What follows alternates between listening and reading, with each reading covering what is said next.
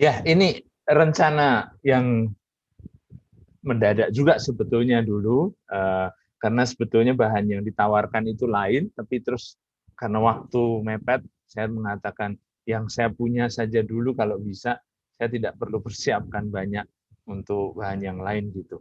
Karena saya memang mengajar Injil Sinoptik, maka jadilah rencana 4 kali pertemuan ini.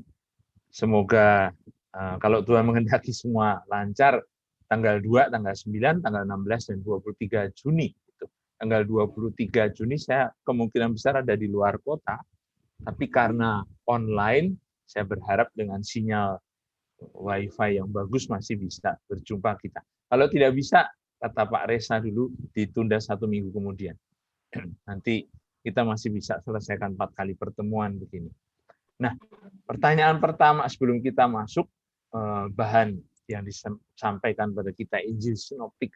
Sekali lagi tentang Injil Sinoptik. Sebenarnya kalau saudara-saudari ikut dan memang setia sampai akhir mengikuti inisiatif dari Hidup TV dulu yang mengundang Bapak Kardinal sendiri untuk memberikan seri tentang Injil-Injil itu, Api Karunia Tuhan, ini bisa didapat di YouTube juga. Jadi sebenarnya kalau saya sendiri murid dari Bapak Kardinal waktu di teologi, terkenal sebagai orang yang sangat bisa menyederhanakan sesuatu yang sulit. Jadi malah kadang-kadang menulis saja apa yang ada di papan tulis yang beliau rangkumkan itu sudah menjadi satu ringkasan untuk ujian.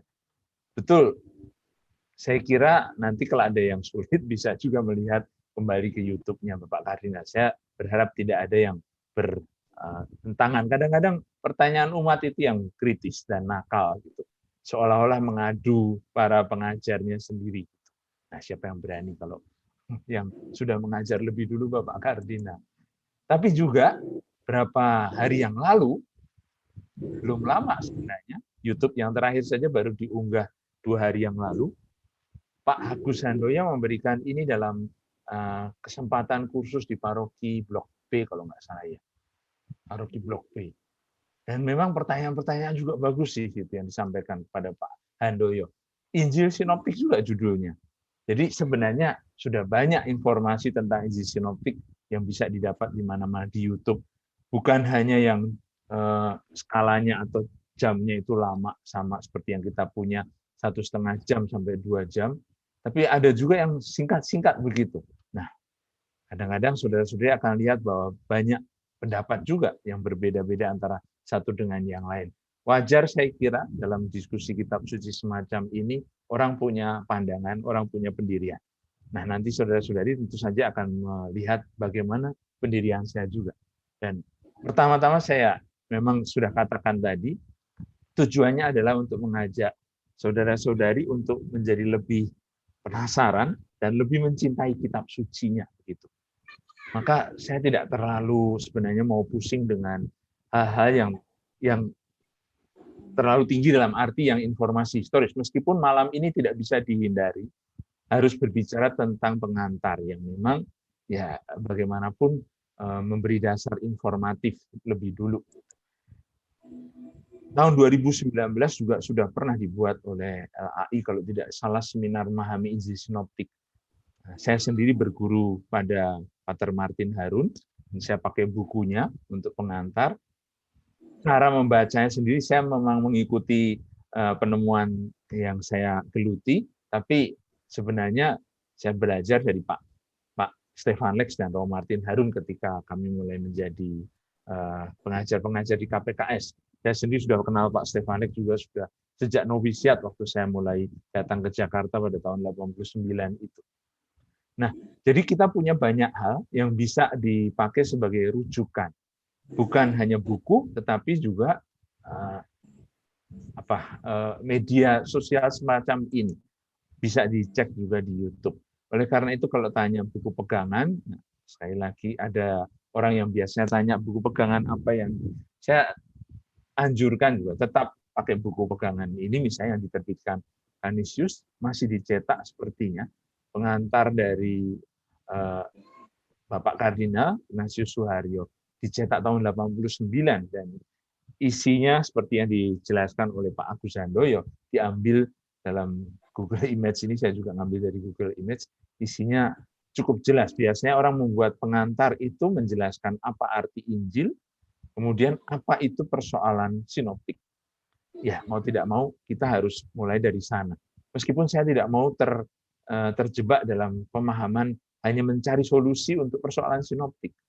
Kenapa harus dijadikan soal kalau itu ternyata bisa menjadi satu cara, cara membaca, bukan sebagai persoalan, tapi satu cara membaca sinoptik begitu, yaitu Matius, Markus, Lukas yang disebut sebagai Injil-Injil sinoptik.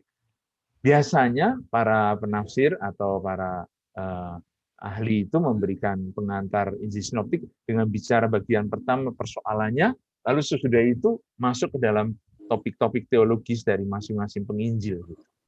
Begitu juga buku Pater Martin Harun ini. Tidak diterbitkan, tapi barangkali bisa ditemukan di toko bukunya LBI.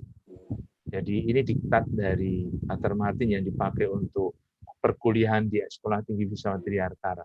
Dan sangat kaya, sangat informatif begitu. Dua buku ini tidak terlalu tebal, sehingga kalau saudara-saudari mau mencari dan memilikinya mungkin tidak sulit untuk dibaca gitu. Saya sendiri seperti saya katakan lebih suka untuk mengajak nanti tidak tinggal pada persoalan saja, tapi pada bagaimana teks-teks yang berbeda tetapi ada kesamaannya itu kita nikmati. Artinya kita sadari bahwa ternyata satu cerita itu bisa punya 3 sisi yang berbeda atau 2 sisi yang berbeda. Seperti satu permata yang kalau dilihat dari berbagai sudut baru kelihatan indahnya. Nah, itulah sinopsis. LAI baru saja menerbitkan buku, ini bisa didapat juga di Shopee atau Tokopedia, harganya 62.500. Isinya itu tentang teks kitab suci yang disusun dengan cara perbandingan begini, seperti yang Anda lihat di sini. 3 kolom atau 2 kolom, di sini bahkan 4, karena dibandingkan juga dengan Injil Yohanes. Tapi di sini sinopsis 3 Injil. Dulu pernah diterbitkan oleh PPK Gunung Mulia itu sinopsis dari pendeta Naif Pos-Pos namanya. Sudah agak lama. Rupanya itu direvisi ulang barangkali ini sesuatu yang baru tidak disebutkan siapa penyusunnya di halaman depan. Saya sendiri mempersiapkan satu diktat yang saya pakai untuk pegangan bagi mahasiswa saya. Tentu saja tidak akan kita pakai ini, tapi sebagai petunjuk bahwa saya juga sedang mempersiapkan sesuatu, tidak segera terbit karena belum sempurna bab terakhirnya, jadi sampai sekarang masih saya otak-atik.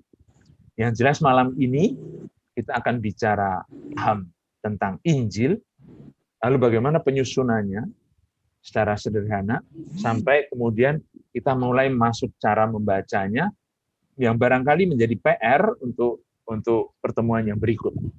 Karena saya tidak berpikir akan menyelesaikan seluruh 40 slide ini dalam satu malam. Mungkin akan ada sisa yang bisa dipakai sebagai satu latihan dan pencobaan sendiri di rumah masing-masing untuk melihat bagaimana nanti kita lanjutkan diskusinya dengan membaca secara sinoptik kisah-kisah itu. Pertama-tama, saudara-saudari, kita perlu tahu apa arti kata Injil. Kalau kita bicara Injil sinoptik. Kata Injil punya arti yang sangat luas. Dari bahasa Yunani, euangelion. Eu itu baik, angelion itu dari kata angel, itu berarti malaikat. Gitu. Dalam bahasa Arab itu utusan. Utusan yang baik. Memang Injil bisa berarti kabar baik yang dibawa oleh seorang utusan. Jadi bukan utusan yang baik saja, tapi kabar baiknya itu. Atau bisa juga berarti hadiah yang diterima utusan ini karena kabar baik yang dibawanya. Atau persembahan kurban pada dewa-dewi karena datangnya kabar baik. Saudara-saudara lihat dari 3 penjabaran ini saja sudah meluas arti Injil. Bukan saja utusannya, tetapi kabar yang dia bawa sebagai kabar baik, hadiah yang dia terima, atau bahkan satu suasana yang membuat orang akhirnya sampai pada upacara persembahan ini karena kabar baik yang diterima. Dalam Perjanjian Lama, kata itu dipakai sebagai terjemahan kata besorah, pembawa kabar kelahiran. Dan ini sebabnya gambar yang saya tampilkan wanita, justru karena memang kalau dalam sumber dari gambar ini, animasi ini ditunjuk fotonya Maria Magdalena. Tapi memang Maria Magdalena itu menjadi utusan pertama yang mendapat penampakan kebangkitan Tuhan di depan kubur itu. Sehingga dia diutus untuk memberitahukan kepada murid-murid yang lain bahwa Tuhan bangkit. Kalau kita buat sedikit inventarisasi kata bendanya dan kata kerja. Kata benda Injil kira-kira dipakai di mana? Bisa ditemukan di mana? 4 kali dipakai oleh Matius, 8 kali oleh Markus, 60 kali oleh Paulus. 2 kali dalam Kisah Para Rasul. Ini secara kasar ya. Kalau ditunjukkan dengan cara demikian, kita bisa mengambil kesimpulan Lukas tidak menyebut apa-apa kata benda Injil itu. Betul kalau Kisah Para Rasul ditulis oleh penginjil ketiga atau penulis Injil Lukas, maka bisa dipikirkan bahwa Lukas memakai 2 kali kata benda Injil di dalam Kisah Para Rasul. Tapi rupanya kita bisa lihat fenomena yang lain, memberitakan kabar baik sebagai satu kata kerja.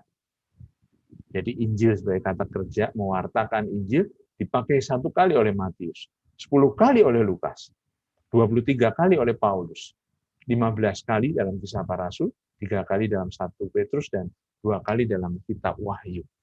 Maka kita bisa lihat bahwa ternyata tradisi Lukas dan Paulus itu lebih menonjolkan pemakaian kata Injil ini. Dan bisa dipikirkan bahwa sebagai tradisi yang bisa di awal surat menyurat yang dibuat oleh Paulus, di situ kita temukan banyak sekali kata Injil dan mewartakan Injil yang dipakai. Maka apakah yang dimaksud oleh Paulus di dalam surat-suratnya itu adalah Injil yang kita punya dalam kitab suci Perjanjian Baru kita? Keempat Injil, rasa-rasanya kita harus menarik kesimpulan bahwa apa yang dipakai Paulus sebagai Injil, kabar baik itu mungkin pada awalnya memang belum berarti buku. Artinya adalah kabar gembira, seperti yang tadi kita lihat dalam etimologinya. Dalam Perjanjian Baru, memang Injil pertama-tama berarti kabar baik yang diwartakan oleh Yesus. Tapi kemudian dalam tradisi selanjutnya, bahkan dalam Injil sendiri kita bisa membaca apa yang diwartakan oleh Yesus itu terwujud atau nampak dalam pribadi Yesus sendiri. Pewarta Injilnya, Yesus menjadi kabar gembiranya sendiri. Menjadi Injil itu sendiri. Injil dalam kelanjutan tradisinya berarti juga pewartaan rasuli tentang Yesus. Dari kabar yang diwartakan oleh Yesus, dan di situ sudah nampak kabar gembira itu terwujud menjadi nyata dalam diri pribadinya. Lalu oleh para rasul disampaikan secara turun-temurun, secara lisan dari mulut ke mulut, bagaimana perjumpaan mereka dengan Yesus. Hidup dan karya Yesus, terutama wafat dan kebangkitannya, menjadi kabar gembira. Mulanya belum berarti tulisan, karena masih dari mulut ke mulut, dari telinga ke telinga.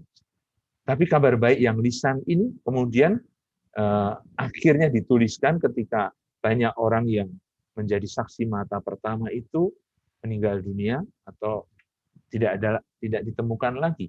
Sehingga orang akhirnya mulai membutuhkan sesuatu yang lebih solid. Maka dituliskanlah kitab. Seperti dinyatakan dalam tulisan Irenaeus dan Justinus, itu sudah tahun 130-an sampai 165. Coba bayangkan berarti dari sejak Yesus wafat, kira-kira tahun 30-an itu, ya kita bisa saksikan di sini, butuh hampir 1 abad sampai akhirnya Injil itu menjadi tulisan-tulisan yang di tangan kita itu. Jadi ada tahap-tahap yang bisa kita runut dari terjadinya kitab-kitab Injil ini.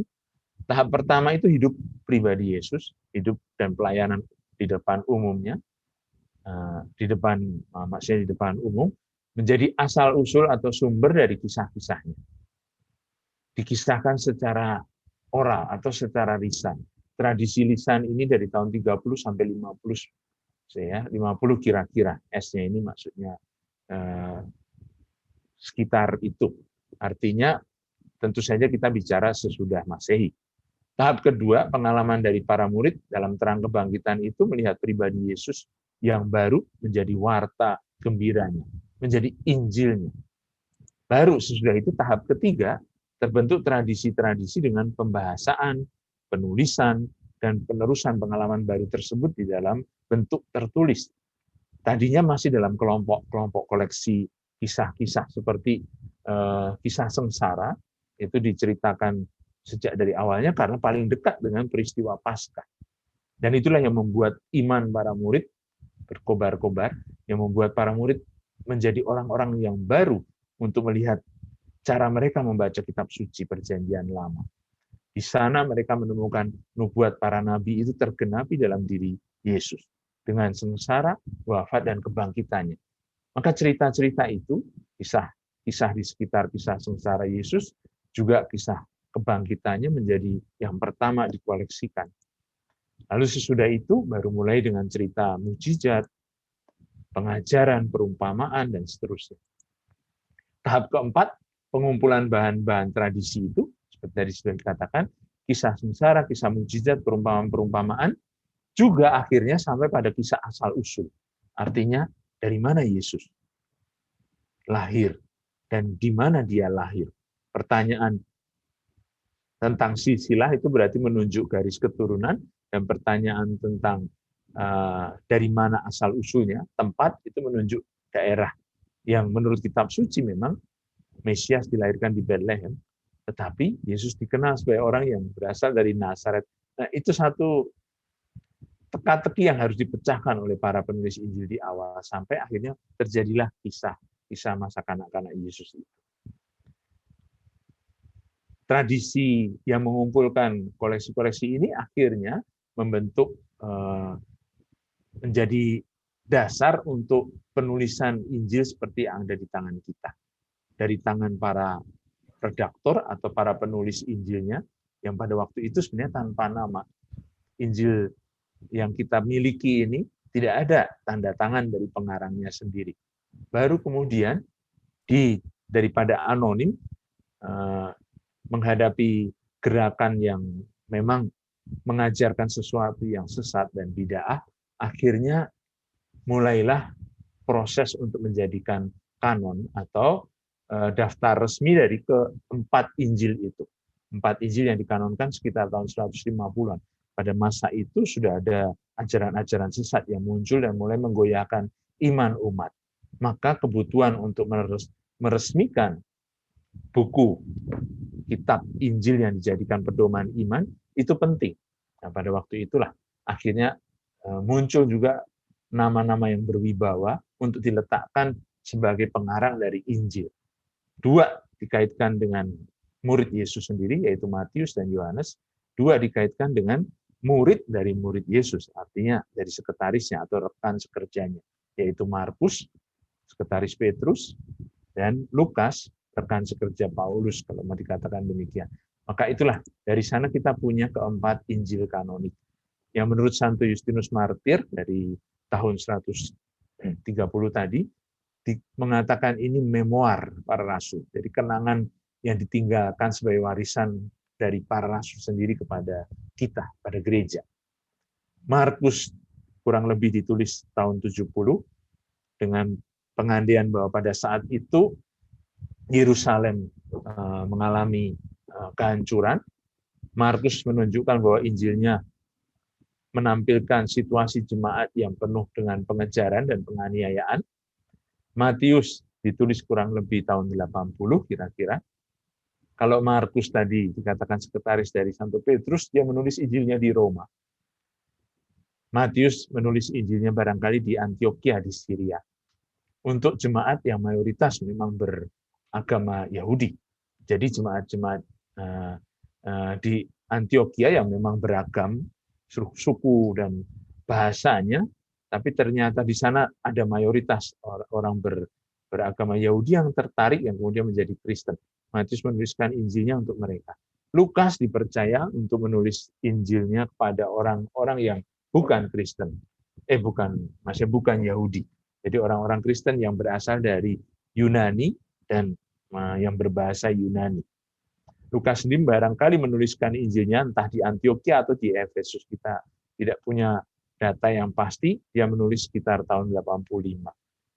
Yohanes bisa dikatakan kurang lebih tahun 100, jadi dia paling akhir dari keempat Injil ini karena menunjukkan satu kisah di dalam cerita yang dimuat oleh Injil Yohanes bahwa jemaat Kristen pada waktu itu sudah mulai diusir dari sinagoga-sinagoga Yahudi. Itu terjadi pengusiran itu mulai tahun 90-an. Artinya ketika kebencian dengan orang-orang Kristen semakin memuncak, orang-orang Kristen sendiri tidak bisa lagi berdoa bersama orang-orang Kristen Yahudi maksud saya, tidak bisa lagi berdoa bersama teman-teman sebangsa mereka karena dalam doa berkat yang diucapkan di dalam sinagoga itu ada kutukan dalam tanda petik untuk orang-orang yang mengikuti Yesus Kristus ini. Maka mereka merasa tidak enak tentu saja, dan dengan demikian itu satu cara untuk menyingkirkan atau mengeluarkan orang-orang Kristen Yahudi dari sinagoga. Itu nampak dalam suasananya di dalam Injil Yohanes. Gitu kurang lebih secara ringkas kita sampai pada keempat Injil yang diberi lambang sesuai dengan apa yang dikatakan dalam apokaliptik, di dalam tradisi apokaliptik atau tradisi penyingkapan wahyu yang mengambil konteksnya dari kitab Nabi Yeskiel, 4 binatang dan 4 simbol sebenarnya, yang Markus itu dilambangkan dengan singa, Matius dengan manusia atau malaikat, lalu Lukas lambangnya lembu, dan Yohanes lambangnya Garuda atau Raja Wali. Dalam penyusunan semacam itu tadi kita bisa melihat bahwa keempat Injil ini pun satu proses. Seperti tadi kita lihat tahun-tahun kira-kira ya, tahun-tahun bagaimana dipikirkan penulisan dari masing-masing penginjil kanonik itu, kita melihat juga 3 tahap penulisan biografi ini. Satu biografi yang ditulis dengan cara memperhatikan pertama-tama apa yang Yesus lakukan. Itu dibuat oleh Markus di awal. Lalu sesudah apa yang dilakukan, mukjizat, baik mukjizat penyembuhan maupun mukjizat alam, termasuk juga membangkitkan orang mati, kisah-kisah ini yang kemudian menjadi warna tersendiri dalam Injil Markus, akhirnya diberi warna yang lain oleh Matius dan Lukas yang memberi tekanan atau titik berat pada apa yang diajarkan Yesus. Khotbah di bukit seperti dalam Injil Matius, wejangan-wejangan perumpamaan dalam Injil Lukas. Nah, itulah penulisan dalam tahap berikutnya. Bukan hanya perbuatan Yesus, tapi juga ajaran.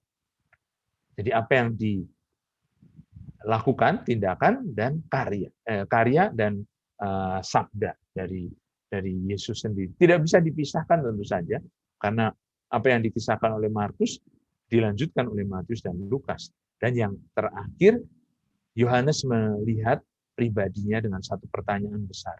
Siapa sebenarnya Yesus? Dan dari situ mulailah nanti diskusi tentang kristologi yang sampai pada kredo kita tentang kealahan Yesus. Itu sudah mulai dari Injil Yohanes yang melihat dari awal firman itu menjadi manusia dan tinggal di tengah kita. Firman itu yang ada bersama-sama dengan Allah. Nanti di akhir Injil Yohanes, Santo Thomas mengakui dalam mulutnya, ya Tuhanku dan Allahku, ketika melihat Yesus yang menunjukkan tangan dan kaki serta lambungnya pada Thomas yang tadinya tidak percaya itu. Maka kelihatan bagaimana Injil Yohanes sebagai Injil yang paling spiritual membawa kita sampai pada akhirnya perjumpaan pribadi yang memang sampai pada kemuliaannya. Inilah 3 tahap penulisan biografi Yesus yang memang tidak bisa dipandang sebagai manusia saja, tapi akhirnya dipandang juga sebagai putra Allah. Saudara-saudari tahu bahwa pada waktu itu banyak tulisan di sekitar Injil itu. Ada tulisan-tulisan Injil yang lain yang rupanya tidak dimasukkan dalam kanon. Artinya Injil Petrus, Injil Filipus misalnya, Injil Maria Magdalena, rupanya tidak dimasukkan dalam kriteria kanon yang kita tahu. Kanon itu berarti menjadi satu ukuran yang dipakai supaya umat bisa punya patokan, gitu, punya pedoman. Nah, pedomannya apa nanti akan kita lihat.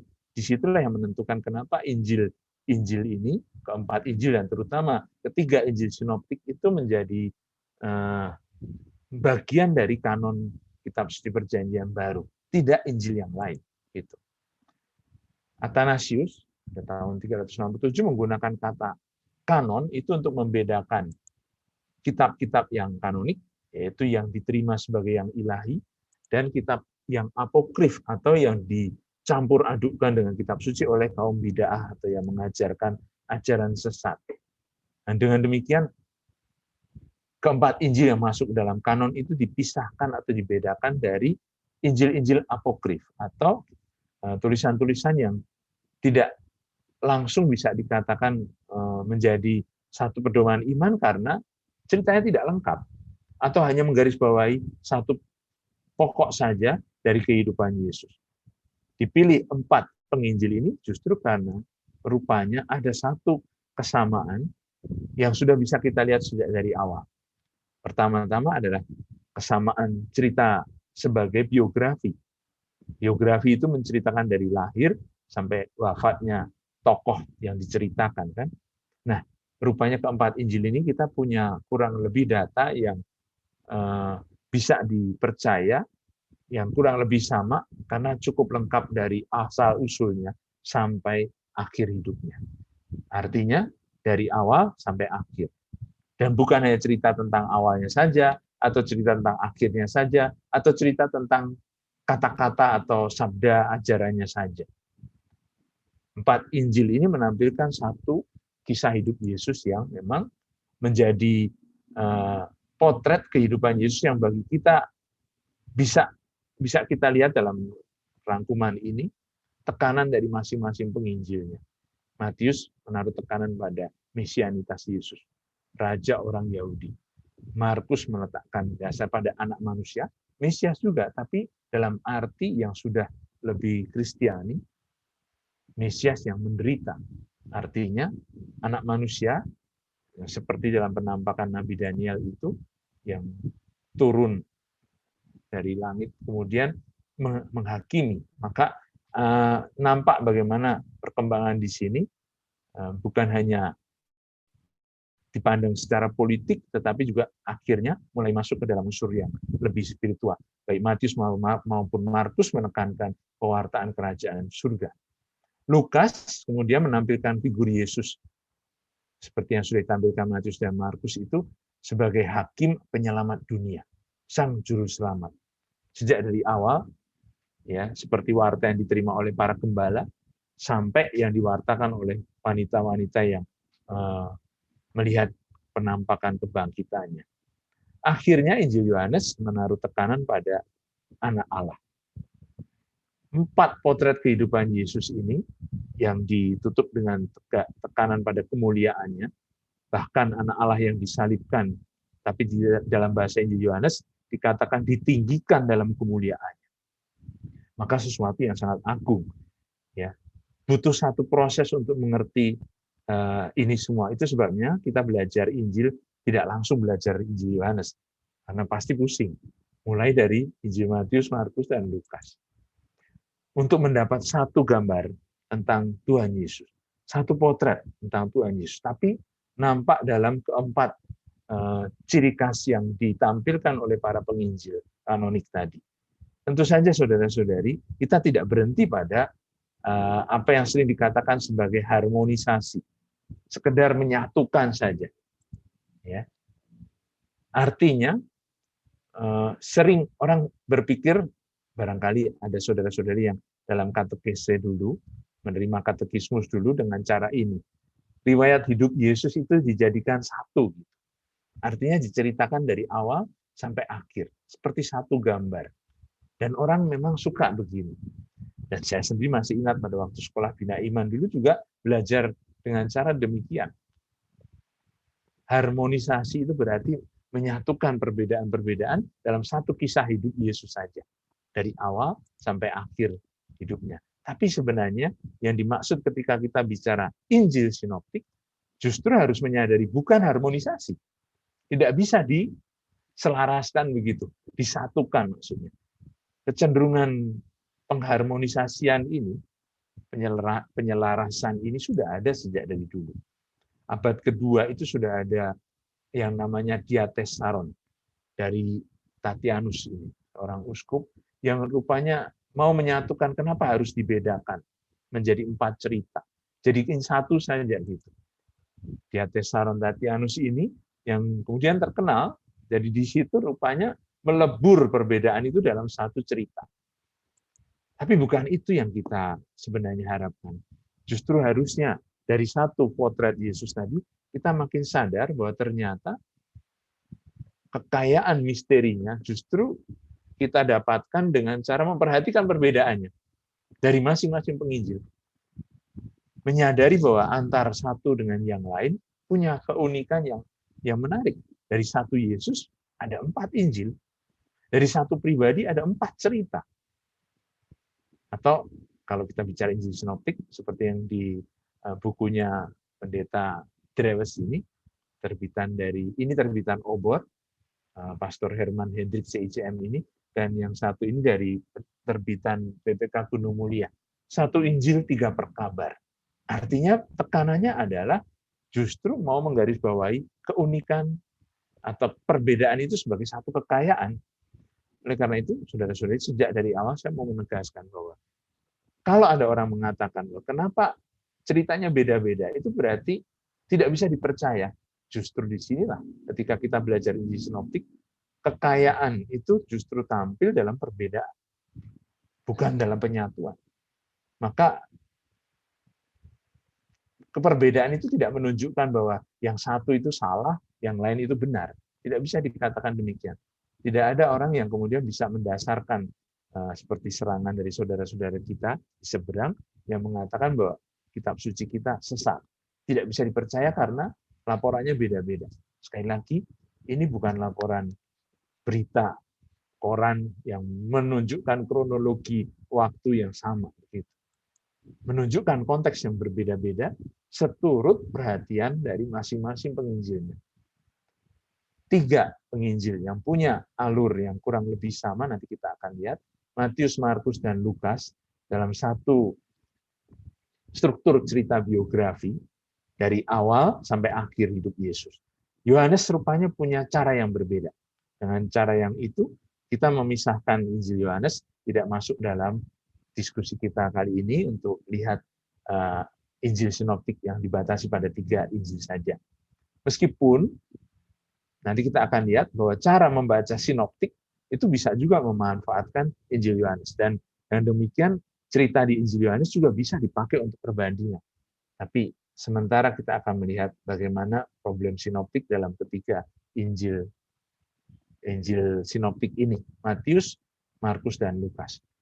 Perhatian pada masing-masing keunikan dari masing-masing penginjil itu rupanya juga bukan sesuatu yang disadari gereja sejak dari awal ya. Seperti tadi saya katakan, orang cenderung untuk mencoba mengharmonisasikannya, menyatukan. Orang bahkan tidak sadar kalau ternyata ceritanya beda. Saudara-saudari nanti bisa bertanya sendiri. Kadang-kadang sebelum kita membaca teksnya nanti, kita sering tidak sadar kalau ternyata teks yang kita baca ini di Injil hanya ada di Injil tertentu, tidak ada di Injil lain. Itulah yang disebut keunikan. Nah, oleh karena itu, tahun liturgi gereja memberi perhatian khusus pada masing-masing penginjil itu dengan membuat siklus 3 tahunan. Tahun liturgi yang merayakan hari Minggu dengan didampingi atau ditemani oleh penginjil khusus. Tahun A, kita ditemani oleh Injil Matius. Tahun B, tahun ini, kita ditemani oleh Injil Markus. Dan tahun C, kita akan ditemani pembacaan hari Minggu dengan Injil Lukas. Ya. 3 tahun yang setiap kali nanti akan berulang. Injil Markus ini karena memang lebih singkat, akan menunjukkan bahwa ternyata ada banyak sisipan di dalam bacaan Injil hari Minggu dari Injil yang lain, terutama Injil Yohanes. Kalau kita tanya, Injilnya ada 4, kenapa hanya 3 tahun? Karena Injil Yohanes dimasukkan dalam saat-saat yang khusus yang ada di dalam tahun liturgi kita, yaitu masa Advent, Natal, Prapaskah, dan Paskah. Injil Yohanes dengan penceritaan dan penjabaran yang lebih istimewa menempati masa-masa yang khusus itu.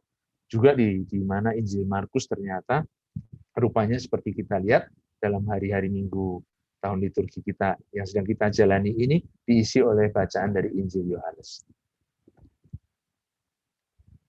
Itu sekilas tentang ketiga Injil sinoptik. Nah, sekarang saudara-saudari kita masuk pada persoalan sinoptiknya. Ketika kita bicara sinoptik, apa maksudnya? Sinopsis dari ketiga Injil, Matius, Markus, dan Lukas, yang sering disebut Injil sinoptik karena apa? Karena ketiga Injil ini menampilkan dalam 3 kolom, bisa kita buat ditampilkan dalam 3 kolom yang paralel atau sejajar, supaya bisa dilihat bersamaan. Artinya, dalam bahasa Yunani itu, sinopsis berarti, sin itu sama, opsis itu optik maksudnya, berarti kacamata kan, cara pandang. Dengan kacamata yang sama, kita melihat 3 kisah, misalnya ambil contoh, kisah panggilan Lewi, yang diceritakan oleh Matius, Markus, dan Lukas. Langsung bisa kita lihat ternyata di kisah Injil Matius, nama pemungut cukai itu ternyata tidak disebut Lewi, tapi disebut Matius. Sementara di Injil Markus disebut Lewi juga Lukas. Lihat ada perbedaan yang langsung menarik perhatian kita karena ternyata ceritanya tidak sama. Sinopsis demikian memperlihatkan ada banyak kesamaan memang. Cerita yang sama, tentang panggilan Lewi ini, tapi diceritakan dengan cara yang berbeda. Dalam Bagan sebenarnya lebih banyak perbedaan daripada kesamaan. Seperti kita lihat ketika kita memperhatikan susunan ini, ternyata baris-barisnya tidak begitu saja sama jumlahnya. Artinya kalau kita melihat demikian, Markus yang ada di tengah ini mulai lebih dulu, sementara Matius kemudian.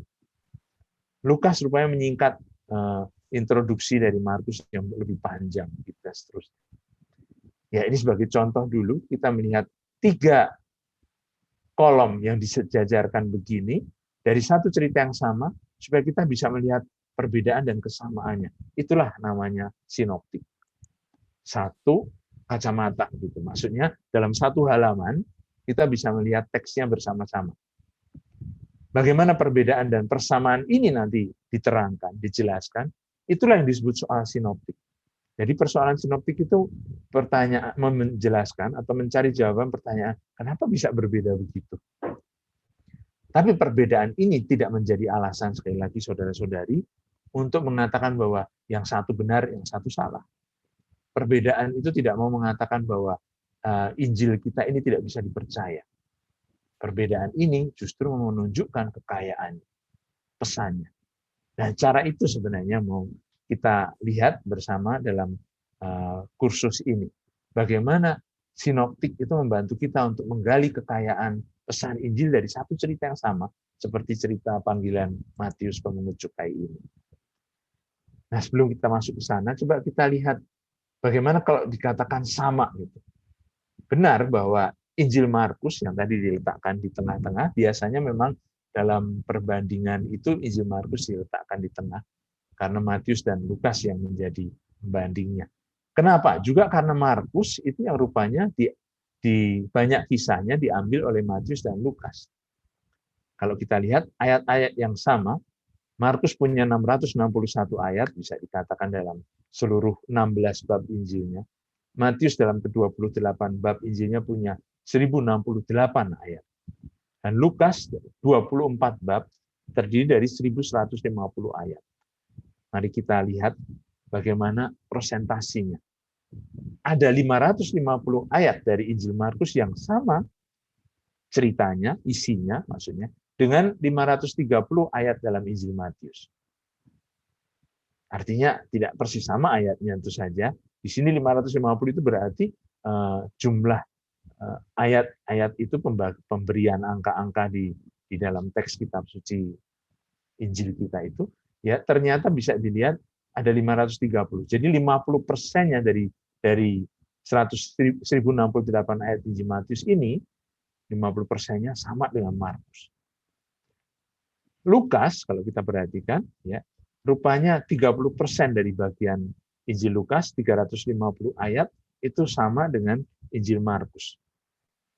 Jadi kalau dibandingkan dengan Lukas, Markus punya 450 dari 661 ayat. Jadi kalau dikatakan demikian, 80% dari Injil Markus itu mirip dengan Matius, 65% dari Injil Markus mirip dengan Lukas. Sementara Matius 50%-nya mirip dengan Markus, 30%-nya itu punya Matius sendiri. Tidak mirip dengan Lukas, tidak mirip dengan Markus. Karena hanya Matius sendiri punya. 20% ini yang di tengah-tengah itu mirip dengan Lukas. Jadi ada 220 ayat dari 1068 dan 230 ayat dari 1150, sama-sama 20% rupanya, yang bisa kita sebut Matius dan Lukas punya bahan yang kurang lebih sama, gitu. 20% ini.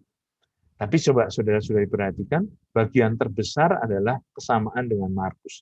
50% dari Matius sama dengan Markus, 30% dari Lukas sama dengan Markus. Dibandingkan 20%-nya ini, ya. Betul bahwa kita lihat angka yang di bawah ini juga 50% di Injil Lukas. Itu berarti Injil Lukas itu punya banyak bahan yang memang unik atau khas dari Lukas sendiri. 50% bahannya itu khas Lukas. Maaf, saudara-saudari, hitung-hitungan gini barangkali mulai membuat bingung. Kalau kita lewati saja, kita akan lihat dengan cara yang mungkin lebih jelas kalau kita lihat teksnya. Pertama-tama Injil sinoptik dikatakan sinoptik karena memang bisa dilihat dengan kacamata yang sama. Matius, Markus, dan Lukas itu punya struktur susunan Injil secara global, secara garis besar, keseluruhannya, mulai dari awal sampai akhir yang mirip satu sama lain. Pendahuluan misalnya, mulai dengan cerita Yohanes Pembaptis yang membaptis Yesus, lalu pencobaan di padang gurun. Itu sebagai pendahuluan, dilanjutkan dengan cerita bagaimana Yesus tampil di Galilea. Mulai memberitakan Injil, mengajar, mengadakan tanda dan mukjizat, sambil mempersiapkan murid-muridnya. Murid-murid dipanggil di Galilea ini. Puncaknya adalah pengakuan dari Petrus di Kaisarea Filipi ketika Yesus bertanya, siapakah aku ini menurut katamu? Dan di situ menjadi bagian yang pertama, ya, dari struktur yang sama, ada di Matius, Markus, dan Lukas. Lihat ceritanya ada di ketiga penginjil itu secara urut. Lalu sesudah pengalaman di Kaisarea Filipi itu, ketiga penginjil menceritakan bahwa Yesus mulai mengarahkan pandangannya ke Yerusalem untuk pergi menuju atau menyongsong akhir hidupnya, sambil tetap mengajar dan membina murid-muridnya. Tapi dalam pembinaan itu sekarang tidak lagi memakai sesuatu yang misterius, tapi Yesus menjelaskan terang-terangan bahwa dia akan disiksa, dibunuh, dan akhirnya bangkit. Murid-murid tidak bisa memahami ini sampai akhir. Yesus tampil di Yerusalem, dielulukan oleh masyarakat di sana dengan hosana-hosana itu, lalu masuk ke kota Yerusalem menyucikan bait Allah, berdebat dengan para pemimpin Yahudi, dan menyampaikan wejangan akhir zaman. Sekali lagi, struktur ini ada di ketiga Injil, Matius, Markus, dan Lukas. Alur yang sama. Akhirnya, cerita yang sama mengakhiri ketiga penginjil, yaitu kisah sengsara, wafat, dan kebangkitan. Ya, diceritakan mulai dengan doa Yesus di Getsemani, dikatakan dalam judul teksnya di Taman Getsemani, tapi ketiga penginjil ini tidak ada yang memakai kata taman. Yang pakai kata taman adalah penginjil Yohanes. Jadi sebetulnya tidak perlu kita tuliskan di taman di sini. Yudas yang ditampilkan sebelum perjamuan tidak mengkhianati Yesus, lalu perjamuan Paskahnya, kemudian doa dan sakrat maut di Getsemani atau kebun zaitun, kemudian pengadilan Yesus, penyalipan, dan akhirnya kisah-kisah kebangkitan. Ketiga Injil ditutup dengan cara yang sama. Seperti ini, seperti halnya dibuka tadi dengan cara yang sama. Kita tidak mulai dari kisah kelahiran atau asal-usul anak-anak Yesus, tapi dari cerita pembaptisan Yesus oleh Yohanes Pembaptis. Ya, mulai dari cerita itu Yesus ditampilkan pelayanannya di depan umum sampai akhir hidupnya. Dan itulah struktur yang sama dari ketiga penginjil sinoptik. Pertanyaannya sekarang, kembali ke soal sinoptik tadi. Mengapa kalau sama begitu Injil-Injil Matius, Markus, dan Lukas yang begitu mirip dalam hal gaya ceritanya, isi dan susunan, juga pemakaian kata-katanya, apakah mereka ini saling menyalin? Saya kira dalam pengantar Reza sudah singgung ini juga. Lalu kalau demikian, kalau dikatakan sama, mengapa tetap ada perbedaan di antara ketiganya? Apakah mereka tidak menyalin dengan baik dan tepat? Sehingga kalau dikatakan ketiga Injil yang sama ini saling bertukar pikiran, saling mengenal, lalu kenapa tidak saling menyalin dengan cara yang konsisten gitu? Rupanya jawabannya tidak sesederhana itu. Pemecahan persoalan sinoptik ini sudah menjadi diskusi panjang dari para ahli dan kita saya kira tidak bisa masuk ke sana karena bukan ahli-ahlinya. Cukup memperhatikan 3 kemungkinan ini yang nanti akan saya jelaskan. Jadi paling tidak ketika saudara-saudari belajar Injil sinoptik tahulah bahwa ada paham yang seperti ini. Yang pertama ini sudah dari zaman Agustinus yang mengatakan bahwa ketiga Injil itu urutannya, pertama Injil Matius, yang dipakai atau diringkas oleh Markus, dan kemudian juga oleh Lukas. Jadi ada Injil Matius yang awal, seperti kalau kita buka Perjanjian Baru mulai dengan Matius urutannya. Matius, kemudian Markus, dan Lukas. Di sini Lukas rupanya mengambil juga dari Markus, sehingga kelihatan kelihatan di sini bahwa Markus akhirnya menjadi yang menyimpulkan baik bahan Matius maupun Lukas. Maka Injilnya lebih ringkas, ya, lebih simple. Tapi teori ini tidak diterima oleh banyak ahli. Diangkat kembali oleh Griesbach, tetapi tidak diterima teori 2 sumber Injil ini. Dalam arti teori 2 Injil. Karena apa? Dikatakan bahwa Injil Matius sebagai Injil pertama. Orang lebih menerima bagian yang tengah ini yang disebut teori 2 sumber. Atau teori dokumenter dengan 2 sumber, yaitu 2 dokumen. Injil Markus, seperti yang kita punya, dipakai oleh Matius dan Lukas.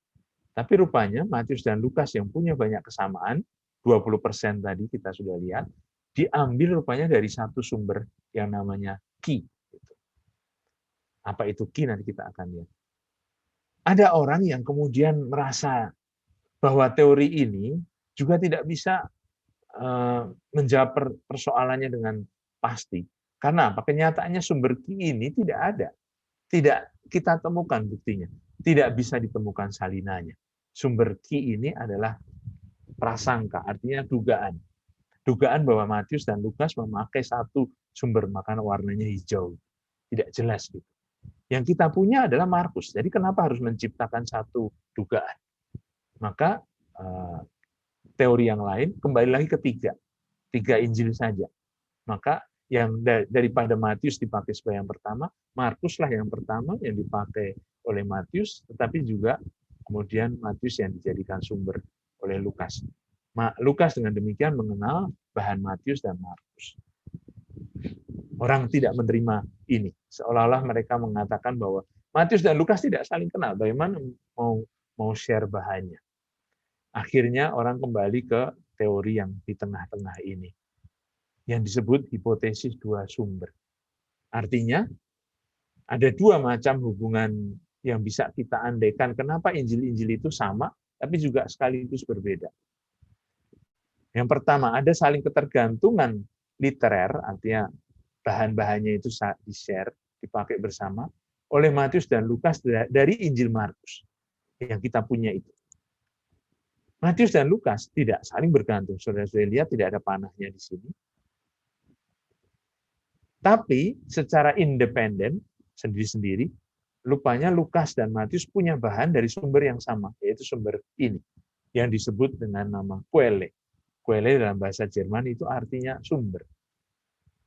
Selain Matius dan Lukas menggunakan macam-macam sumber ini, tambahannya masih ada tradisi dari Matius sendiri, dari jemaatnya, yang dari tradisi lisan tentu saja, dan barangkali juga tertulis, yang kemudian Matius angkat dan rangkum dalam Injilnya.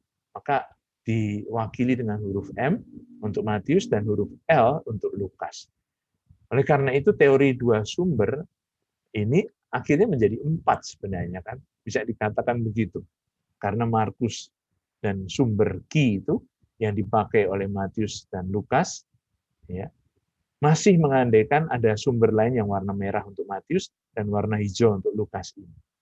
Tapi orang biasanya tidak mengatakan ini sumber, M dan L itu satu tradisi begitu. Yang disebut sumber itu pengandaiannya adalah sesuatu yang mungkin ada bentuk tertulisnya, seperti Markus, Injil Markus yang kita punya. Quelle atau Q, orang sampai pada akhirnya kesepakatan bahwa ini pun sudah dikenal Matius dan Lukas dalam bentuk tertulis. Tapi sekali lagi itu cuma dugaan. Artinya dari penjelasan itu tadi kita bisa melihat bahwa bahan-bahan yang dipakai oleh Matius dan Lukas itu bisa dikatakan bahan yang berasal dari Markus, maka kisahnya ada 3. Markus, Matius, dan Lukas. Dengan demikian, cerita yang sama dikisahkan oleh 3 penginjil. Itu disebut tradisi triple atau tradisi rangkap 3. Sementara bahan dari sumber Q, ya tadi dikatakan sumber itu, yang diambil oleh Matius dan Lukas disebut tradisi rangkap 2. Artinya hanya ada di Matius dan Lukas. Karena Markus tidak punya. Sumber Q sendiri, sebagai satu ringkasan saudara-saudari, yang namanya quelle, yang artinya dalam bahasa Jerman itu sumber, sebetulnya hiperbolik, artinya berlebihan. Karena apa? Quelle sendiri artinya source atau sumber. Matius dan Lukas memiliki jumlah bahan yang sama tadi, 20% kurang lebih. Tidak ada dalam Markus. Karena Matius dan Lukas diandaikan tidak saling mengenal, maka harus disimpulkan mereka pakai sumber lain yang tidak ada di Markus. Lazimnya disebut sumber Q. Sumber ini diperkirakan satu sumber tertulis, tapi tidak tersimpan bagi kita. Diperkirakan ya, maka ini tetap dugaan. Artinya, tidak tahu siapa pengarangnya, tidak tahu di mana persis dikarang sebenarnya, dan di mana asli atau di mana tulisannya, karena memang tidak ada. Lalu bagaimana orang bisa mengatakan bahwa ada tradisi rangkap 2 ini yang dipunyai oleh Matius dan Lukas? Inilah saudara-saudari bisa lihat, kalau perhatikan ayat-ayat dari perikop-perikop yang ditulis di sini, dari Matius dan Lukas, ini adalah perikop-perikop yang tidak ada di Injil Markus. Mudah caranya sebetulnya kalau saudara-saudari lihat teks kitab suci, dalam Injil Sinoptik misalnya, Anda lihat bahwa di bawah judul itu ada dalam kurung. Ya, misalnya kita membuka Injil Matius, di dalam kurung ada tulisan Markus dan Lukas. Satu perbandingan itu berarti ceritanya bisa dilihat dalam Injil Markus dan juga di Injil Lukas. Tapi kalau di dalam kurung kita hanya temukan satu penginjil saja, yaitu Matius, kalau kita sedang baca Lukas, atau hanya Lukas saja kalau kita sedang baca Matius, itulah yang disusun dalam bahan ini. Nah, bahan-bahan ini yang tidak ada di Injil Markus lalu disebut sebagai Q. Itu caranya membangun sumber Q. Ya, jadi sebenarnya secara sederhana untuk melihat bagaimana Matius dan Lukas punya bahan yang ternyata tidak ada di Injil Markus. Kita lihat sebagai contoh langsung saja. Sebagai kesimpulan pembacaan dengan demikian, kalau kita bicara tentang tradisi 3 atau rangkap 3 itu maksudnya ceritanya ada di Markus, di Lukas, dan di Matius yang warna ungu. Kalau kita bicara tradisi rangkap 2 berarti yang 20% atau 23 di sini 23 dan 25 itu ceritanya hanya ada di Matius dan Lukas. Kemungkinan besar cerita yang ada di Matius dan Lukas ini diambil dari Q, itu maksudnya tadi. Dari teori tadi. Lalu ada cerita-cerita yang hanya ada di Lukas yang warna biru, dan ada cerita yang hanya ada di Matius yang warna hijau ini. Tapi sebenarnya kalau kita mau lebih detail, ada juga cerita di Injil Matius yang hanya sama dengan Markus, dan ada cerita yang di Injil Lukas hanya sama dengan sedikit Injil Markus ini yang warna hitam. Yang warna merah ini Markus dan Matius sama. Lalu ada sedikit yang warna coklat ini rupanya hanya ada di Injil Markus. Ambil contoh misalnya, perumpamaan tentang benih yang tumbuh sendiri. Orang yang keluar menabur benih, lalu tidur, bangun, bekerja sehari-hari, tapi benih itu tumbuh secara otomatis. Itu hanya ada di Injil Markus bab 4 ayat 26-32. Jadi tidak ada di Injil Lukas dan Matius. Itu satu bahan yang unik dari khas Markus. Nah, kalau kita lihat bahan khas Matius yang tadi disebut M, ada lebih dari 300 ayat kan, dikatakan itu bahan khasnya sendiri. Kita bisa melihat misalnya Pilatus yang membasuh tangannya, itu tidak ada di Injil lain. Hanya ada di Injil Matius. Cerita pembasuhan tangan Pilatus untuk menyatakan bahwa dia tidak mau dianggap berdosa atas darah orang tak bersalah, ya ini bahan yang hanya ada di Injil Matius. Begitu juga Petrus ketika melihat Yesus berjalan di atas air mengatakan, kalau engkau itu, biarlah aku juga turun bertemu. Ya, Petrus berjalan, tapi kemudian tenggelam karena angin. Itu hanya ada di Injil Matius. Begitu juga cerita tentang Yudas yang menggantung diri. Kisah tentang masa kanak-kanak, kita sudah tahu, hanya ada di Injil Matius dan Lukas. Cerita Injil Matius tentang orang Majus, ya, tidak ada di Injil yang lain. Begitu juga bahan yang khas Lukas. Kita punya 600 ayat dalam Injil Lukas yang rupanya tidak ditemukan dalam Injil yang lain. Itu sebabnya khasan bahan ini seperti perumpamaan orang Samaria itu, cerita tentang perempuan pendosa yang mengurapi kaki Yesus, cerita tentang dua murid yang berjalan di Emmaus, cerita tentang orang Farisi dan pemungut cukai itu hanya ada di Injil Lukas. Akibatnya, ketika kita menghubungkan bahwa ternyata ada cerita yang rupanya hanya ditekankan oleh Matius dan Lukas, lalu kita melihat bahwa ternyata ada perbedaan ini.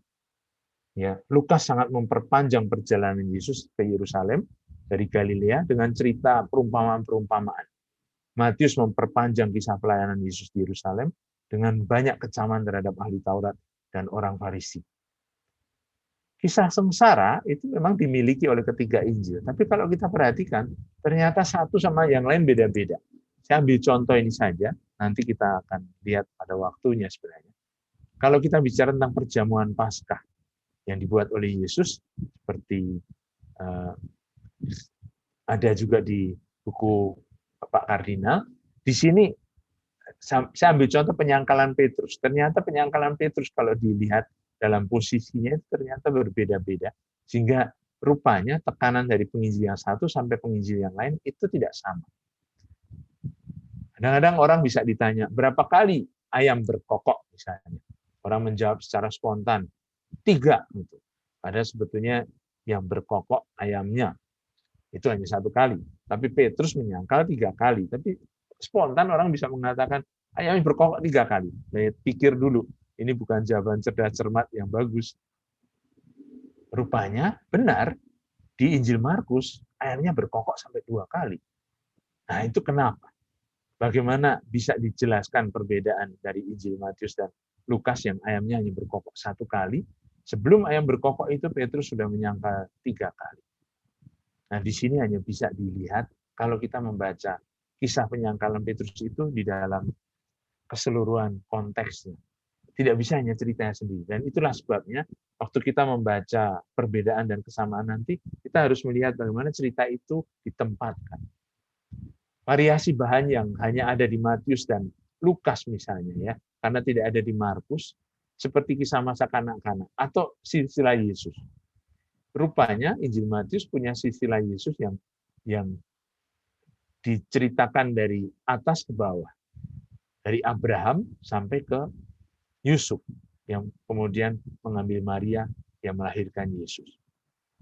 Cerita Lukas rupanya menunjukkan garis yang dari bawah ke atas sampai ke keturunan Adam, anak Allah.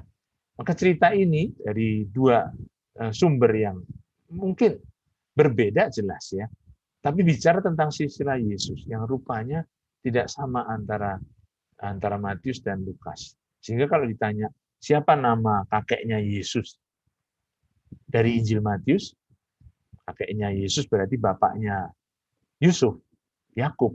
Sementara di Injil Lukas, siapa nama kakek Yesus di sini? Eli. Gitu. Dan memang kalau kita perhatikan, beda di situ rupanya ada dua nama yang rupanya menjadi asal-usulnya Yusuf. Dari Injil Matius maupun Lukas. Ini perbedaan, meskipun bahannya saja sama, artinya hanya dimiliki oleh Matius dan Lukas, ternyata bahannya beda. Seperti doa Bapak kami. Injil Markus tidak punya doa Bapak kami. Tapi dua versi doa Bapak kami itu rupanya berbeda. Yang kita pakai untuk doa hari-hari kita adalah doa Bapak kami Injil Matius. Doa Bapak kami Injil Lukas rupanya sedikit lebih pendek. Barangkali saudara-saudari juga tidak perhatikan ini bahwa kita punya dua versi. Apa yang dihilangkan kalau begitu? Nah, yang warna merah ini, jadilah kehendakmu di bumi seperti dalam surga, rupanya tidak ada di Injil Lukas. Begitu juga, lepaskanlah kami dari yang jahat, yang diperdebatkan itu seperti masuk dalam, membawa kami dalam pencobaan. Ini juga tidak ada dalam Injil Lukas. Begitu saudara-saudari, kira-kira mungkin sudah cukup bahannya sampai di sini. Kalau ada pertanyaan, nanti kita akan melihat dalam pertemuan berikut bagaimana membaca tradisi ini yang rangkap 2 maupun yang terutama tradisi rangkap 3, artinya satu cerita yang ternyata ketika dibaca bersama nampak perbedaan. Dan apa artinya perbedaan itu? Seperti kita lihat hamba perwira yang diceritakan di Matius, rupanya berbeda dengan hamba perwira Roma yang diceritakan di Lukas. Domba yang hilang misalnya, ada di Injil Matius, ada juga di cerita Injil Lukas domba yang hilang. Kelihatannya sama. Artinya, domba yang hilang ini perumpamaan tentang orang yang berdosa. Tapi apakah hanya itu? Ternyata kalau kita baca di mana cerita ini ditemukan, rupanya berbeda tekanan Injil Matius maupun Injil Lukas. 2 orang anak, rupanya ada ceritanya juga di Injil Matius. Tapi berbeda. 2 orang anak yang bungsu minta harta kekayaan pada orang tuanya. Di sini 2 orang anak yang disuruh pergi oleh orang tuanya, oleh bapaknya untuk bekerja di ladang. Tapi ada cerita tentang 2 orang anak. Seperti hanya ada cerita tentang domba yang hilang. Minggu berikut kita akan melihat bagaimana perbandingan ini membantu kita untuk melihat bahwa perbedaan itu rupanya sungguh kaya, bisa membantu kita untuk menemukan arti yang lebih dalam gitu dari cerita Injil yang kadang-kadang kita tangkap hanya satu saja. Cerita tentang hamba perwira. Sebenarnya ada 2. Seperti pernah saya ungkapkan dalam YouTube, dalam satu session ini pengajaran tentang komuni batin kita yang rasa-rasanya dengan situasi pandemik ini lebih dekat dengan cerita hamba perwira di Injil Lukas daripada di Matius. Di sana kita punya doa yang kita ungkapkan pada waktu mau menyambut komuni. Aku tidak pantas ya Tuhan, tapi bersabdalah saja, maka aku akan sembuh. Di situ rupanya ada perbedaan antara Matius dan Lukas. Baik, saudara-saudari, kita cukup sampai di sini dulu bahannya, supaya ada kesempatan untuk bertanya. Terima kasih Romo, Ibu Bapak, kita beri aplaus dulu. Iya, kepada Romo. Terima kasih Romo, penjelasannya begitu mendalam dan ternyata sangat-sangat kitab suci ini sangat luas ya Romo ya. Kalau kita baca mungkin tadi saya teringat itu yang berapa kali ayam berkokok, betul. Saya juga pertama kali menjawab itu 3 kali. Berarti kalau ayam berkokoknya 3 kali berarti ayamnya siangan itu Romo. Iya, terusnya bukan kukuruyuk, bukan kukuruyuk, bukan kukuruyuk.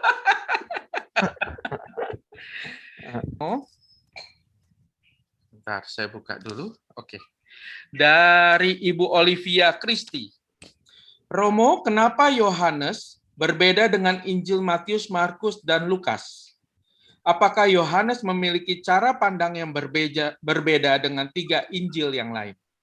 Itu dulu, Romo, yang pertama. Langsung saja ya. Ya.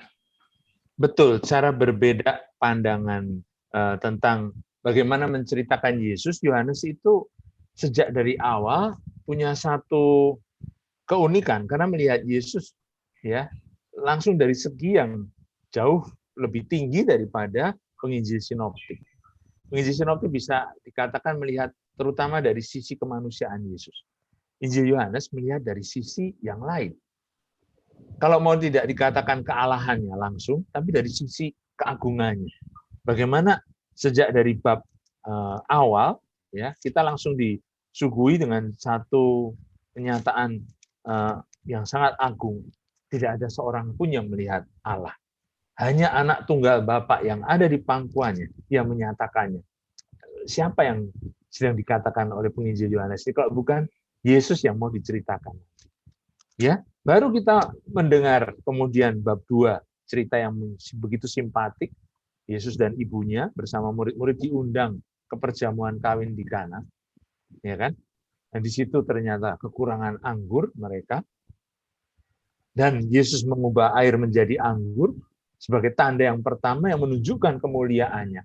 Seperti seolah-olah mempelainya saja tidak diceritakan, tapi di sini ada mempelai lain yang sejak dari awal disiapkan. Inilah yang mau diceritakan oleh penginjil Yohanes. Nah, sudah cerita yang simpatik itu, langsung disusul dengan cerita Yesus menyucikan bait Allah. Dengan marah-marah begitu. Lalu bagaimana kita harus membaca cerita ini? Orang-orang Yahudi yang di situ merasa terkejut dengan cara Yesus mengatakan, bagaimana kok berani-beraninya buat begitu? Yesus mengatakan, rombak bait Allah ini dalam 3 hari aku akan dirikan kembali. Yang dia maksud badannya. Bagaimana dari sejak awal, Yohanes sudah mengajak kita pembaca untuk melihat yang dimaksud 3 hari itu nanti kebangkitannya. Yesus tidak sedang bicara tentang bait Allah, bangunan itu, tapi ternyata dirinya sendiri. Dikatakan juga dalam Injilnya. Tapi murid-murid nanti baru mengerti sesudah kebangkitan. Itu cara pandang yang berbeda. Penginjil yang lain, penginjil sinoptik melihat dengan cara lain, ya, dengan cara yang lebih manusiawi dan cara yang bisa dikatakan urut. Yesus menyucikan bait Allah di akhir hidupnya, karena justru dari cerita itu bisa dikatakan menjadi alasan kenapa akhirnya orang-orang Yahudi menangkap dia, para pemimpin Yahudi, dan menyerahkannya kepada tangan orang asing. Itu sebabnya ceritanya berbeda, karena di Injil Yohanes penyucian bait Allah ada di depan misalnya. Ya. Dikatakan di situ terjadi di sekitar Paskah. Rupanya kalau di Injil Sinoptik ada satu alur cerita Yesus merayakan Paskah pada akhir hidupnya, dan disitulah saat di mana dia menjadi anak domba Allah yang dikurbankan itu. Injil Yohanes sudah sejak dari awal. Yohanes Pembaptis mengatakan, lihatlah anak domba Allah. Sejak dari awal. Dan menceritakan bagaimana perayaan Paskah itu diikuti oleh Yesus sampai 3 kali di dalam Injil Yohanes. Ya, itu jadi Injil Yohanes itu lebih agung dan lebih kultik, lebih menekankan upacara perayaan keagamaan orang Yahudi, yang kadang-kadang kalau kita tidak tahu tradisinya juga sulit membaca Injilnya. Ya. Begitu. Baik, terima kasih Romo. Mudah-mudahan bisa menjawab Ibu Olivia Christy. Pertanyaan berikutnya Romo dari Pak Lestio Hartyanto. Izin bertanya Romo, apakah penafsiran Injil Sinoptik meskipun pada ayat yang sama bisa saja berbeda? Terima kasih Romo. Nah, itu nanti yang mau kita buat. Memang hari ini seperti saya katakan masih menjadi terlalu teoretis kan. Kita mau pertemuan-pertemuan berikut akan melihat dalam ayat-ayat. Jelas dengan satu ayat yang berbeda, kita harus bertanya kemudian, apa artinya perbedaan ini yang kadang-kadang tidak bisa dijawab begitu saja. Karena kalau orang mengatakan yang biasanya, apalagi kalau perbedaan itu menyangkut sesuatu yang esensial, misalnya, kalau kita mengatakan seperti dalam teks yang nanti saudara-saudari baca di rumah sebagai PR, di slide terakhir itu, bagaimana ceritanya Yesus bertemu dengan orang buta di Yeriko. Waktu masuk Yeriko atau waktu keluar Yeriko. Ternyata satu ayat itu saja yang sama ceritanya penyembuhan orang buta di Yeriko, beda-beda penginjilnya. Matius dan Markus sama, Lukas berbeda. Sekarang kalau dikatakan Matius dan Markus sama, apakah ceritanya sama? Ternyata beda juga, karena di Matius itu ceritanya orang butanya 2. Nah, lalu gimana nih? Ini cerita yang sama atau nah itu pertanyaan yang nanti harus kita coba cari jawabannya. Bukan dengan mencari sumbernya, tapi dengan melihat bagaimana ceritanya sendiri rupanya kalau disejajarkan memberi kita satu petunjuk yang rupanya masing-masing penginjil punya agenda. Itu maksudnya. Agendanya apa gitu. Apakah dari ceritanya bisa kita tarik sesuatu yang mendalam sebagai pesan, justru dari teksnya sendiri. Itu ya, nanti kadang-kadang saya akan menampilkan teksnya dengan cara saya sendiri. Tentu saja seperti katakan Pak Risa tadi, saudara-saudari harus punya kitab suci di depan, tapi teksnya biasanya sudah saya tampilkan untuk dibaca bersama. Gitu. Baik, Romo. Sebelum saya melanjutkan, ada sahabat kami, Pak Wahyu. Pak Wahyu. Ya, Pak Risa. Pak Wahyu mau bertanya? Silakan Pak Wahyu. So. Ini sedikit ini Romo Vitus. Ya. Kalau di Injil Markus itu katanya yang hanya sampai bab 16 ayat 8 ya. Yang selebihnya itu ditambahkan. Ya. Itu yang tambahannya apakah dari penulis yang sama, Yohanes Markus, atau penulis yang berbeda, Romo? Nah, masalahnya apakah penulisnya itu betul Yohanes Markus? Itu juga kita tidak tahu. Saya tadi sudah katakan itu anonim. Ya kan? Nah, jadi kalau mau dibilang penulis yang sama, Yohanes Markus itu yang mengedit terakhir, atau, nah itu dia. Sekali lagi, justru saya tidak masuk ke persoalan ini, karena jawabannya bisa macam-macam. Yang jelas, kalau kita beli buku kitab suci, entah dari LAI, kitab suci Perjanjian Lama, entah dalam bahasa Inggris, di toko buku yang lain, coba saudara-saudari cari teks yang tidak ada yang disebut tambahan tadi. Artinya Markus sampai bab 16 itu biasanya sampai ayat berapa? Semuanya akan sampai ayat 20 kan. Gitu. Jadi tidak ada yang jual sebenarnya teks yang Markus yang terpotong itu. Kalau kita mengatakan ini tambahan, ya oke. Dari para ahli dikatakan demikian, tapi apa artinya kalau saudara-saudari katakan sebagai tambahan? Appendix gitu. Seperti usus buntu. Nggak ada gunanya, dipotong saja. Atau hati-hati ya, jangan-jangan tambahan itu penting sekali. Karena apa?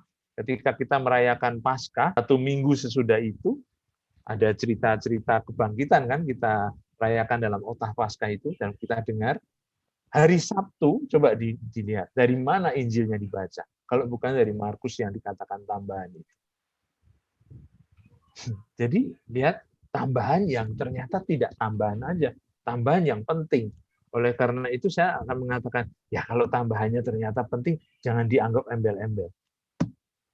Persoalannya berarti bagaimana caranya kita melihat bahwa bagian itu meskipun tidak dikatakan dari penulis aslinya, karena kita juga tidak tahu aslinya yang dimaksud itu yang mana. Yang tanpa tambahan. Apakah hanya tambahan itu atau tambahan juga ayat 1 dari Injil Markus itu tambahan sebagai satu pendahuluan umum.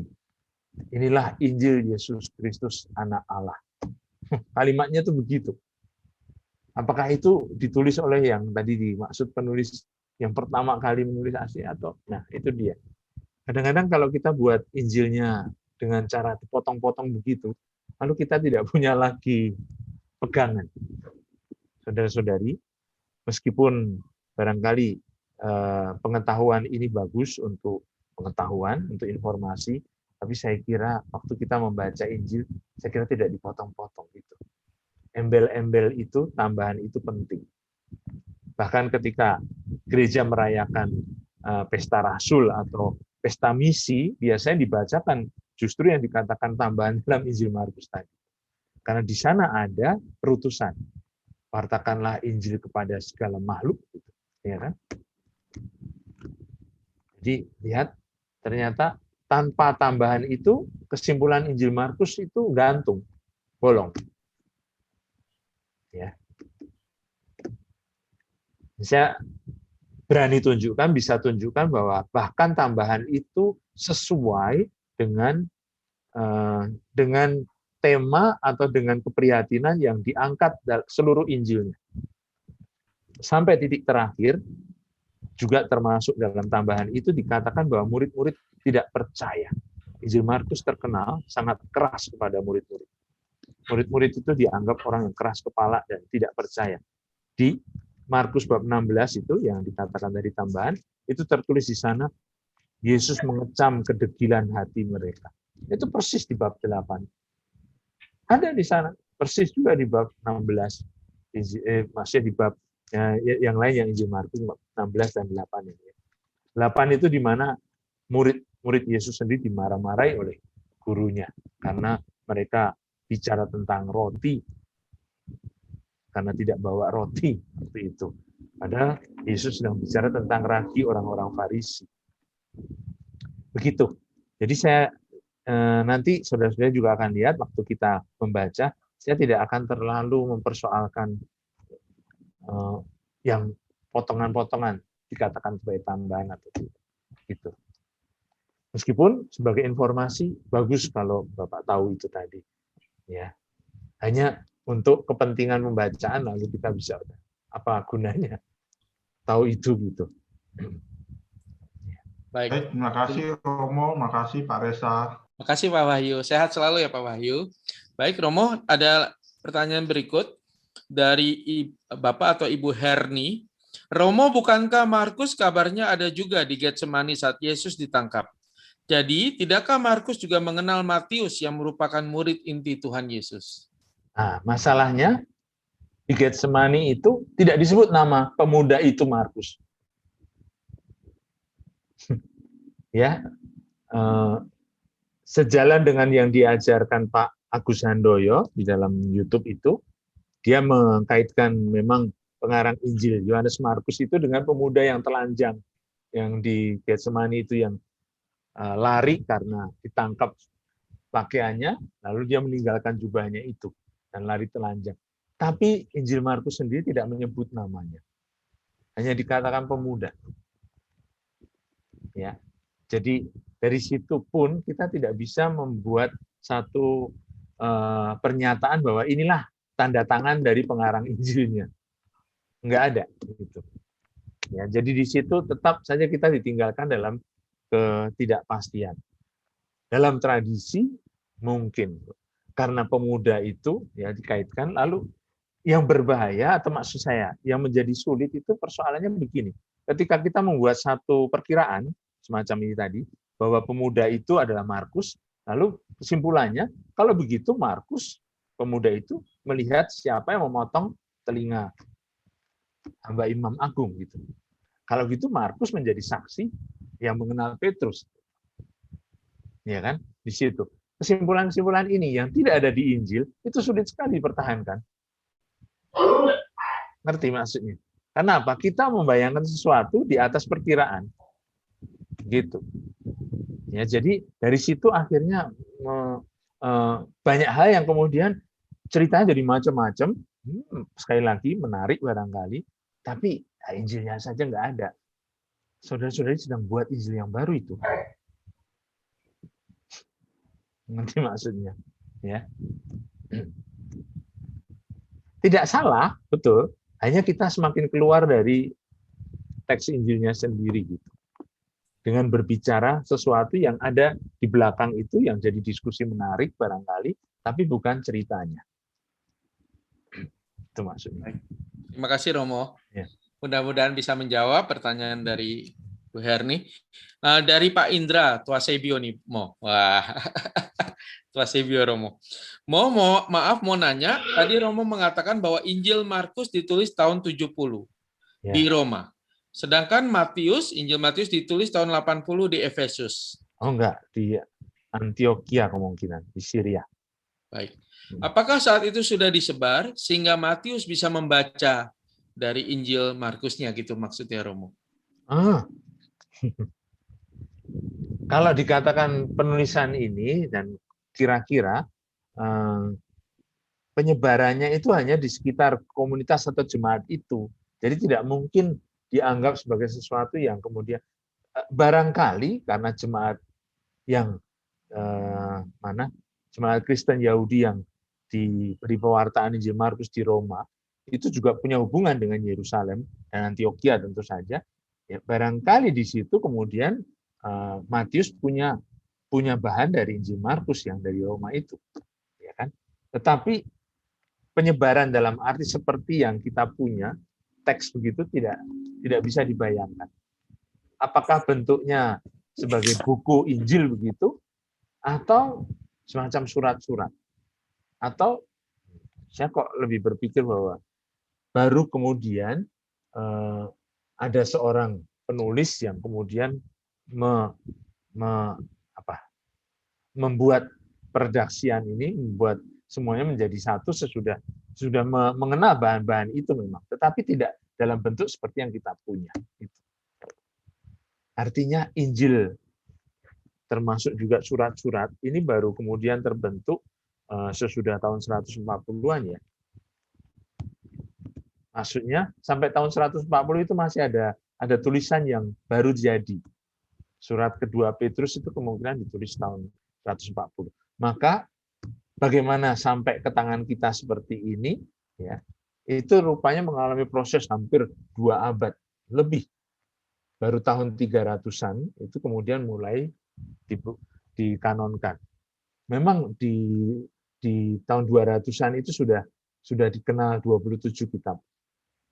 Karena sudah ada bid'ah yang menentang atau yang mencoba melawan itu. Jadi Marcion, misalnya Marcionisme, pengajar yang tidak mau dia juga ahli waktu itu, yang tidak mau menerima Injil yang lain. Jadi hanya Lukas, Kisah Para Rasul, dan Mazmur dari Perjanjian Lama yang diterima dengan beberapa surat Paulus itu membentuk kanon sendiri. Begitu. Dan karena ada pengajar-pengajar seperti ini yang punya susunan kanon kitab suci sendiri, maka akhirnya gereja resmi, gereja yang dulu, akhirnya membutuhkan satu kesepakatan bersama untuk mengkanonkan keempat Injil. Jadi kanon keempat Injil itu juga dipaksa atau didorong oleh munculnya ajaran-ajaran sesat itu. Yang memilih kenapa bukan Injil ini dan Injil itu.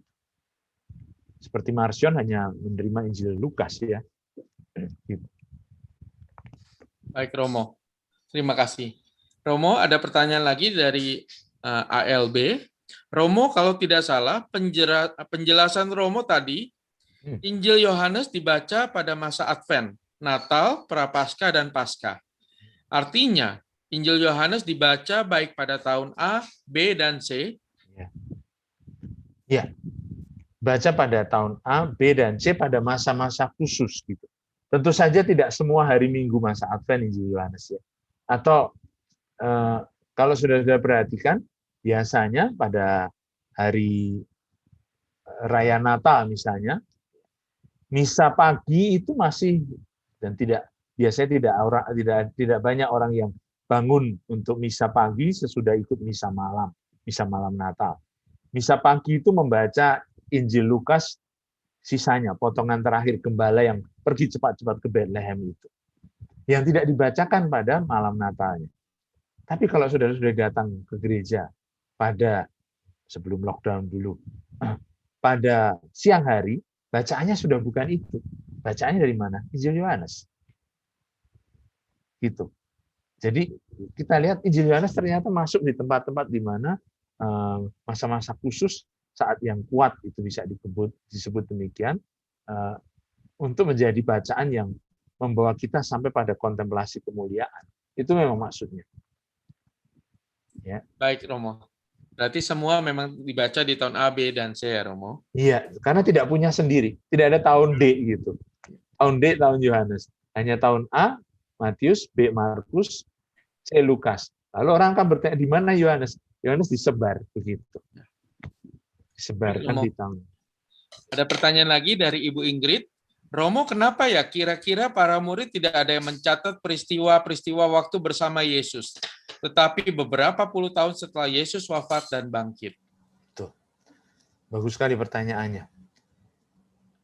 Karena pertama-tama Yesus memilih para murid itu bukan orang-orang yang sekolahan kan? Maksudnya bukan para penulis atau ini. Jadi mereka orang-orang yang punya semangat, idealisme, punya satu cita-cita bahkan untuk membangun kerajaan Daud yang baru gitu. Cita-cita yang salah di awalnya. Maka mereka berpikir sesuatu yang di depan mata gitu.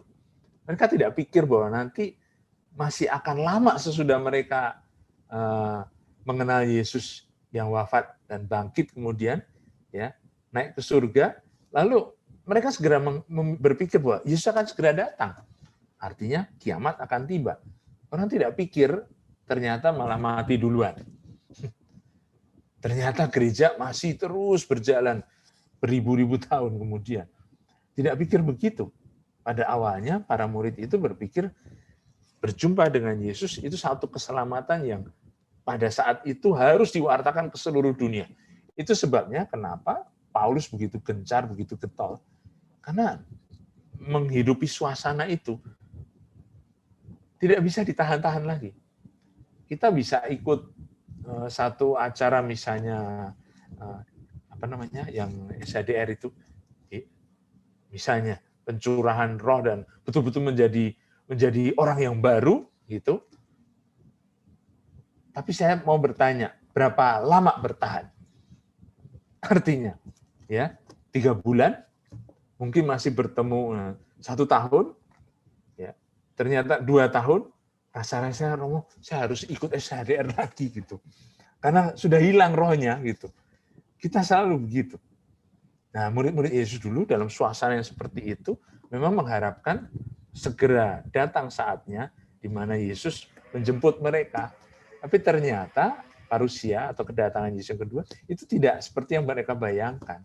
Itu sebabnya baru kemudian ada saksi-saksi mata yang mulai menceritakan pada orang-orang yang dianggap bisa menuliskannya. Dan biasanya ini seperti, kalau saudara-saudara mau lihat, ada buktinya di Injil Lukas. Theophilus yang mulia, banyak orang telah berusaha menyusun satu berita tentang peristiwa-peristiwa yang telah terjadi di antara kita. Ini pendahuluannya Injil Lukas. Seperti yang disampaikan pada kita oleh mereka, yang dari semula adalah saksi mata dan pelayan firman. Apakah saksi mata ini murid? Barangkali artinya murid dalam arti 12 rasul tidak disebut di sini, tapi saksi mata. Itu artinya termasuk di dalamnya Bunda Maria, termasuk di dalamnya orang-orang yang pernah melihat Yesus tapi tidak sempat menuliskannya, tapi masih bisa menceritakannya pada pelayan-pelayan firman, seperti Lukas juga, yang akhirnya menuliskannya untuk kita. Gitu. Jadi mereka tidak punya waktu dan tidak punya maksud dari awal untuk menuliskan itu. Itu sebabnya Yesus juga tidak menulis apa-apa kan. Nggak membuat kitab suci, karena dirinya adalah kitab suci yang hidup, kabar gembira yang hidup. Nah, itu keunikannya, keunikan yang kita punya dari iman kita. Dan ini sebabnya kita menjadi orang-orang yang percaya karena iman orang lain. Iman dari orang-orang yang menuliskan cerita-cerita itu berasal dari kesaksian iman juga. Ya. Dan ini yang hebat, bisa bertahan begitu lama cerita-cerita begini. Baik Romo, terima kasih. Pertanyaan terakhir Romo. Romo mau tanya, apakah Injil Matius, Markus, Lukas, dan Yohanes ditulis untuk bangsa yang berbeda-beda? Ini juga pertanyaan bagus. Bangsa yang berbeda-beda tentu saja karena nampak dari warta Injilnya itu, ya, untuk semua orang. Jadi kita tidak bisa membatasi bangsa yang berbeda-beda itu maksudnya sebatas apa. Kalau dibatasi jemaatnya hanya jemaat Yahudi Kristen, ya, rasa-rasanya apakah di situ mengatakan berarti Injil Matius itu tidak peduli atau tidak dibaca oleh orang yang bukan Yahudi?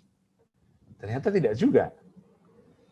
Kalau Injil Lukas dikatakan untuk orang yang bukan Yahudi, artinya orang Kristen Yunani, apakah berarti Injilnya tidak dibaca juga oleh orang Yahudi? Saya kira tidak juga, karena banyak kisah dan istilah dalam Injil Lukas itu hanya dimengerti kalau orang tahu tradisi Yahudi sebenarnya. Itu maksudnya. Jadi memang saya setuju dengan pernyataan Injilnya untuk segala bangsa dibaca baik. Hanya dalam pelajaran itu sering kita karena sudah terbiasa untuk mengkhususkan, tapi bukan mengkotak-kotakkan sebetulnya. Lalu mengatakan bahwa Matius ditulis untuk orang Kristen Yahudi gitu. Untuk jemaat Kristen Yahudi. Lukas ditulis untuk orang Kristen bukan Yahudi. Karena Lukasnya sendiri dianggap orang bukan Yahudi. Di kesempatan lain saya punya teori, sudah ada YouTube-nya juga sebenarnya. Dan saya membela Lukas itu sebenarnya orang Yahudi. Lalu Yohanes ditulis untuk, kalau dibagi-bagi begitu, Yohanes ditulis untuk orang Yahudi dan orang bukan Yahudi juga. Di Injil Yohanes bahkan Filipus dan Andreas, nama-nama itu nama-nama Yunani, membawa orang-orang Yunani pada Yesus.